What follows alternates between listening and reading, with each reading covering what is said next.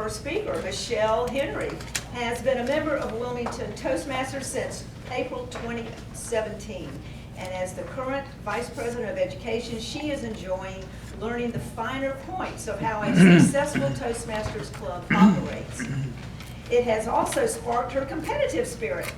In order to help the club reach its President's Distinguished Club status for the 10th consecutive year,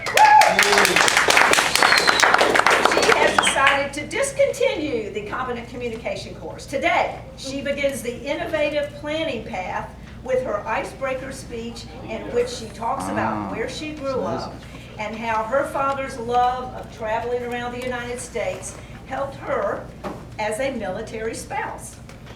The speech is titled, How I Got Here, Take 2.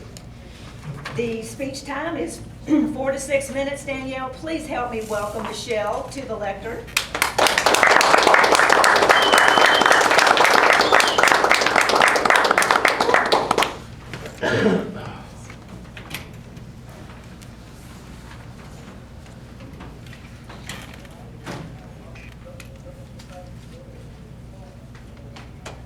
Good morning, fellow Toastmasters. Good morning. Good morning. I am the daughter of immigrants. My parents are originally from the Philippines.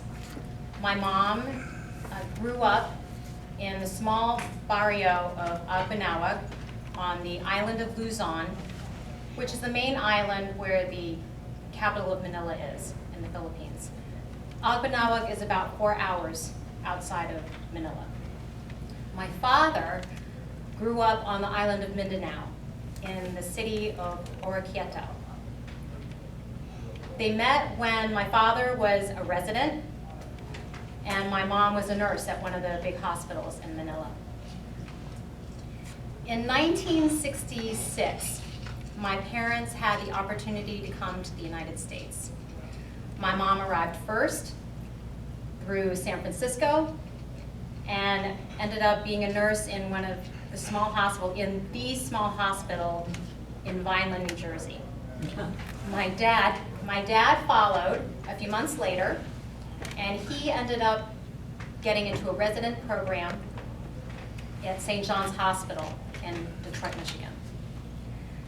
As soon as my father could afford it, he got a Ford Mustang, and on his free days, he was able to drive and see my mom in New Jersey.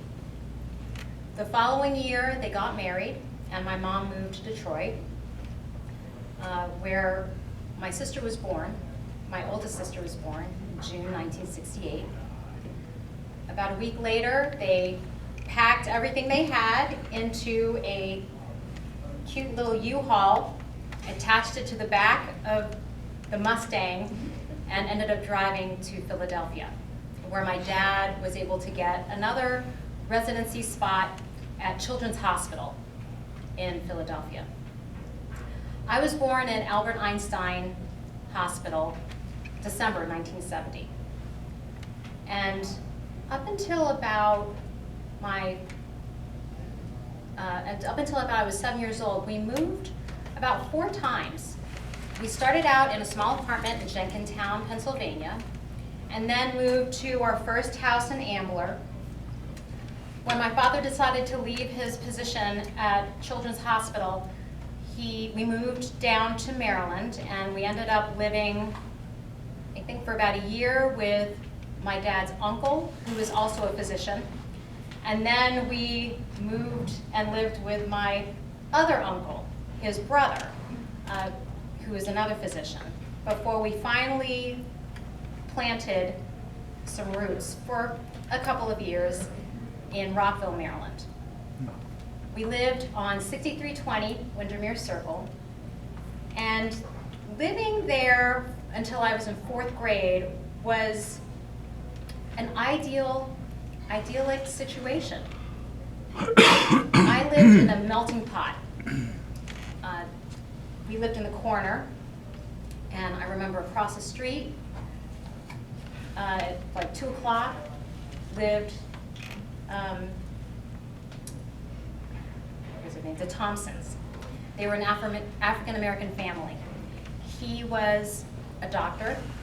The Williams lived to our left. They were another African-American family. Down the street, we had a Palestinian family.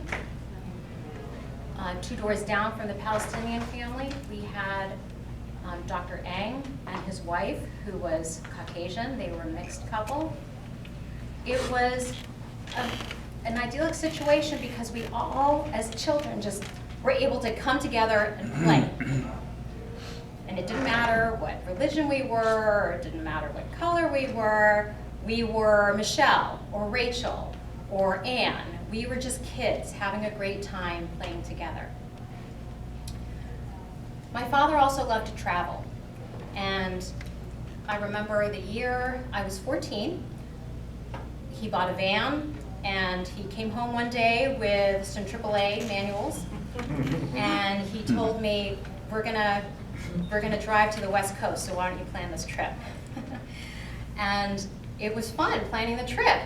We went to Mount Rushmore. We we drove through Colorado on our way to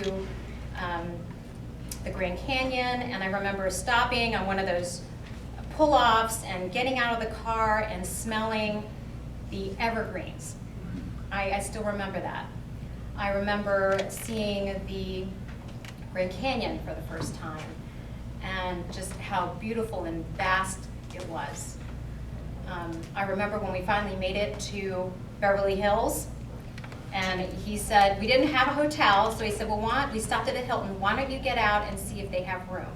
So my sister and I was 14, she was 16, we got out, we got in line, and as soon as a person at the front desk was free, we walked up and we asked them, do you have any room?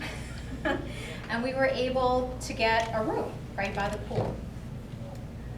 I think his love of traveling helped me become a military spouse in a couple of different ways. The first is that it helped me to be flexible. As a military spouse, you are at the whim of where the Marine Corps or the military is going to send you. So you have to be flexible. The second is that it helped me enjoy the traveling part of being a spouse. And now that we're here in Wilmington, it has helped me to appreciate planting roots and being a part of a community. So I appreciate you listening to my second icebreaker speech, take 2. Thank you.